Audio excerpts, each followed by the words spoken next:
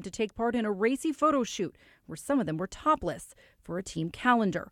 All of this while high-profile sponsors and FedEx Field Suite owners looked on. Shooting the calendar in these little tiny outfits is really the issue. It's that it's giving access to sponsors who are men who are seemingly paying for this privilege to watch women pose with hardly any clothes on. The issue is giving access to sponsors and making the women feel uncomfortable.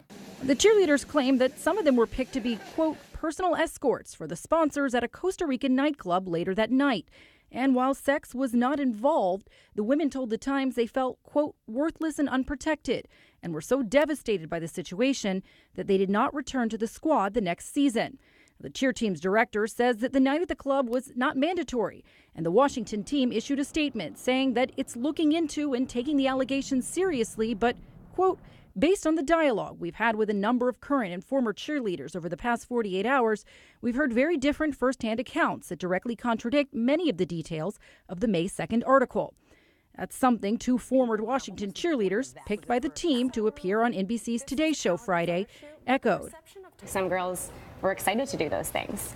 In terms of being an escort, that was never a perception that I had. I think that being friendly and receptive and welcoming to sponsors is completely different. We always have the option to say no. We are never forced or told to do something we don't want to do. Just treated the cheerleaders. A former Carolina Panthers cheerleader says that in her experience, it wasn't that simple. Manipulation is a strong word, but it's what happens. Brittany Kaysen says that the NFL cheerleading environment can be toxic with low pay and high standards, and that the women often feel powerless to say no. So if you're put in a situation where you feel uncomfortable, they quickly remind you that there's hundreds of other girls that would kill to trade for your spot right then and there. And so you just kind of go along with it, fearing that you could be kicked off the team.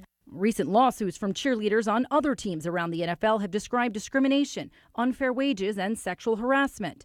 The NFL released a statement Friday saying, "Our office will work with our clubs in sharing best practices and employment-related processes that will support club cheerleading squads with an appropriate and supportive workplace."